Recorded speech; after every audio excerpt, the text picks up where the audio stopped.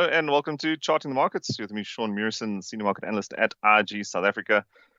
Busy economic calendar today. We do have that ECB meeting early this afternoon. We are expecting no change in that main refinancing rate, but obviously we'd look at that monetary policy statement for further guidance or some clues towards the future of monetary policy in Europe. We also do have that US advanced GDP print coming out later today. There's an expectations are relatively high, 4.5% quarter-on-quarter growth. So enough to keep markets busy this afternoon. Looking at some charts and starting off with the dollar. That is where all things seem to start. Long-term trend for that dollar still remains up. We're looking at the dollar index or the dollar basket as it's labeled on the IG platform. We've had some nice pullbacks here, these flags and then rallies. And this last little flag, it's generally seen as a bullish signal. It's the area that's highlighted blue. We had a breakout, but the price has actually moved a little bit sideways after that before finding some support at that 105 level. Circled red here, we can see that a bullish harami type candle pattern suggesting end of that short-term move lower and rebound. We also do have yesterday's candle closing above. There's a little bit of a consolidation level there as well. So that does look short-term bullish for the US dollar at this stage.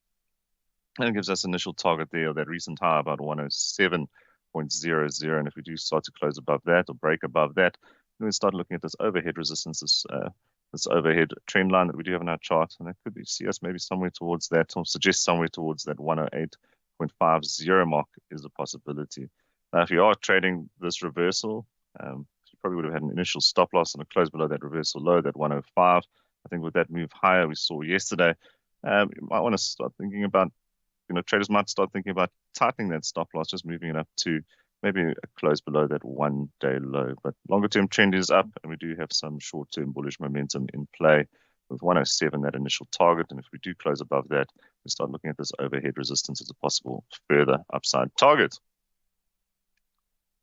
Looking at the euro dollar, now that longer term trend is down. We do see some daylight at price trading well below that 200-day simple moving average.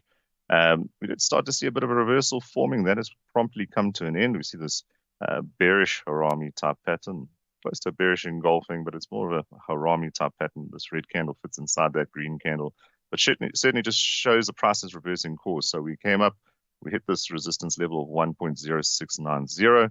And then we've had a reversal off that, a bearish reversal off that level, and from just a really touch of that overbought territory. So downside target for there, initially at 1.0493. If we do move below that, we've got another level there sitting at 1.0445. Now, if you traded that initial reversal, you might have had a stop loss and a close above that 1.0690. Would have been quite wide relative, because that is quite a big reversal candle there. And certainly if you are in it on the move down, might want to trail that. Think about trailing that stop loss and a close above a one or two period high, depending on threshold or risk. Now, looking at cable,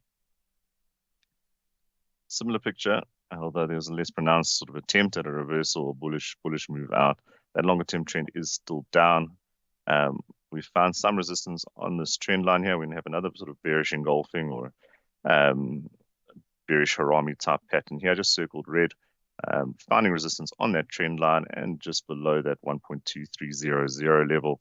That's pushing the price down, and we are seeing 1.2040 as that initial support target. From that move, we do break below that. We look at a close, and we start looking at 1.1915 as a further target. From that, maybe a close above a 1 or 2 period, probably a 1 period high. These are all daily charts that we're looking at. Might be a stop loss consideration for traders who are short on cable right now.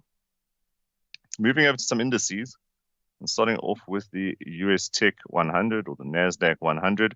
So earnings season has been in full flight. We've seen some mixed results or mixed reactions to results from the likes of Meta, Microsoft, Alphabet all in the last couple of days.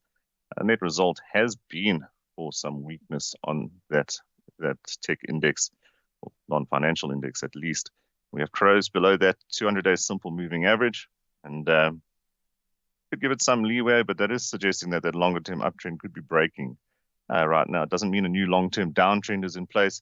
That does just mean that, well, that long-term uptrend is not in place. So for me, first assumption is that we're could be moving into a range-bound trading environment rather than a longer-term uptrend.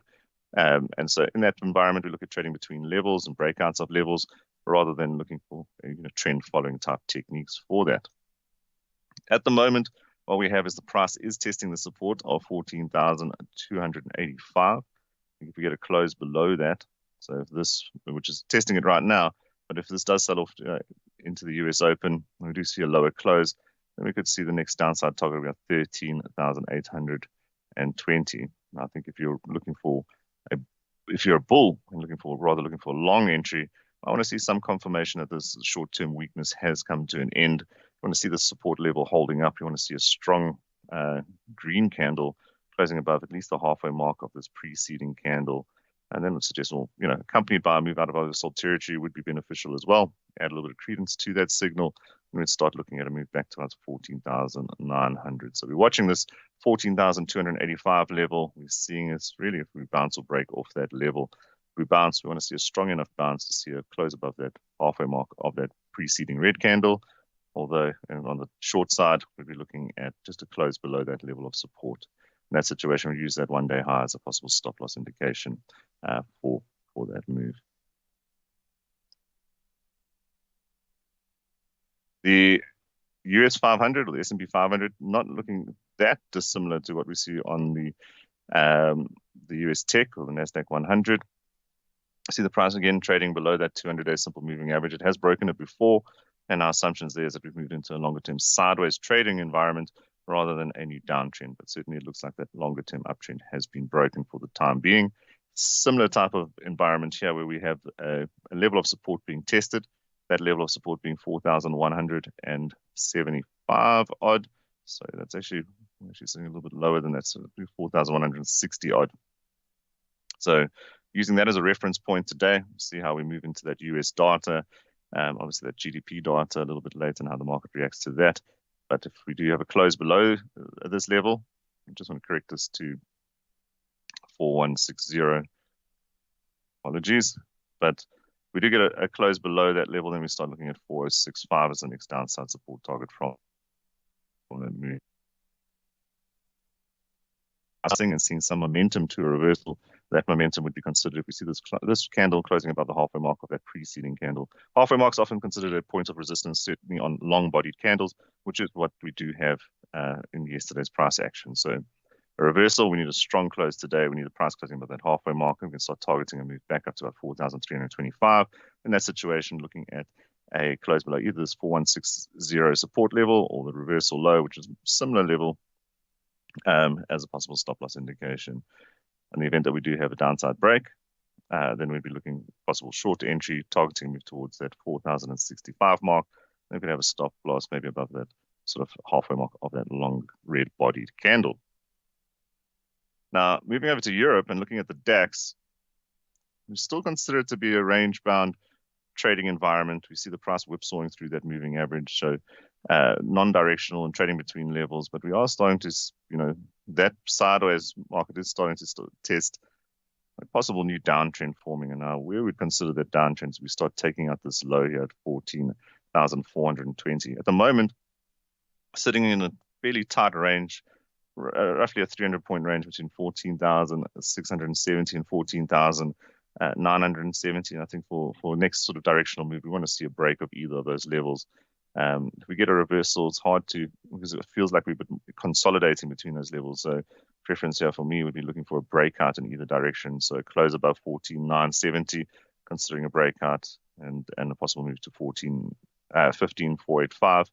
A close below 14,670, it would be a downside breakout, and then suggesting a possible test of that low. And that is a major low, that 14,420. So it would be one to watch, because our mind, if we do stop breaking below that, we've got some serious downside momentum, and could possibly suggest that we are moving into a longer term downtrend from what is currently considered, or certainly from my opinion, a sideways range bound trading environment.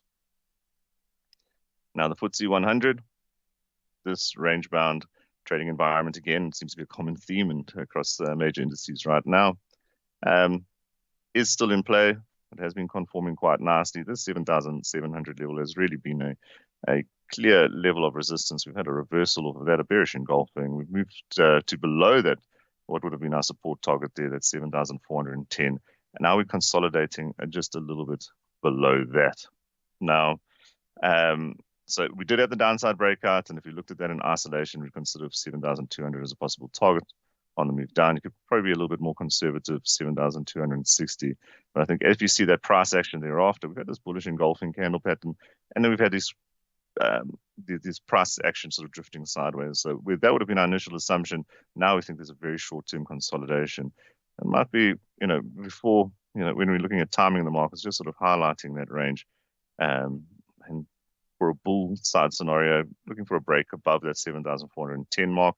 Alternatively, a break below this short-term consolidation, where we consider it somewhere about 7,335. If you get the downside breakout, I think you could look at having a stop loss sort of the middle of this range. If you get the upside breakout, you do also still have that stop loss considered around the middle of that range as well.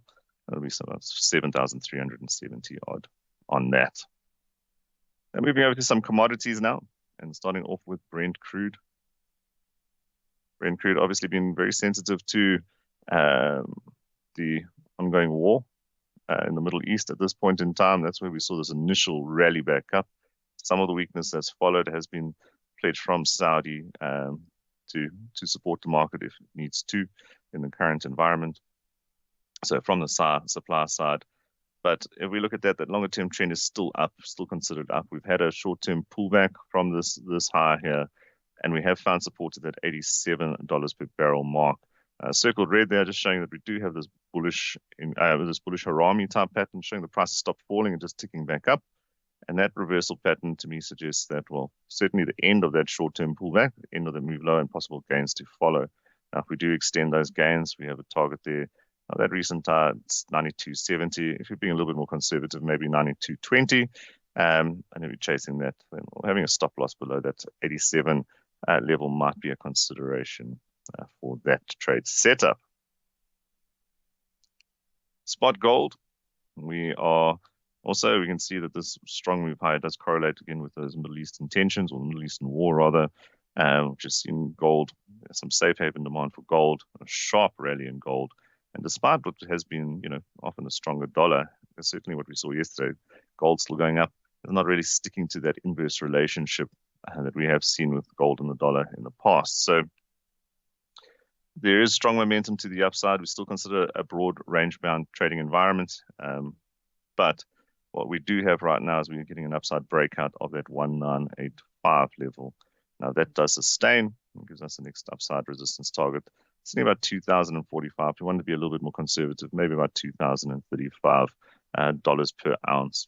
In that situation, upside breakouts can be difficult to trade, where to put your stop loss. But if you're trading with the momentum, maybe you close below a one-day low. That might be a consideration for that. Now, natural gas, interesting one. Moving into the colder winter months, maybe some demand could be creeping in for natural gas. Obviously, we do still have the other war, which is Ukraine and Russia ongoing. Prices have started to trend back up. We see a proper low of the 20, 50, and 200-day simple moving average, my gauge of short, medium-term, and long-term trend. So the short-term moving average of 20 above the 50, which is above the 200, is what we call proper order in terms of moving average, suggesting that those trends are aligned at this point in time. We had a short-term pullback from that high. That pullback has ended with this bullish engulfing candlestick pattern, suggesting the end of the move lower, possible continuation of that longer trend higher. And that has started to manifest and gives us a target there, 35.85 on the way up. Where initial stop loss would have been that reversal low, 3165. I think if you're long there, you might want to consider having, trailing that to low 1 or 2 day low, 32.40 odd would be the 2 day low, and 33 odd would be the 1 day low on that. But this reversal is supported by a move out of oversold territory as well, just to provide a little bit extra sort of support for that signal. All right, that's all the charts from me. I'm Sean Mearson, Senior Market Analyst at IG South Africa, and thanks for watching.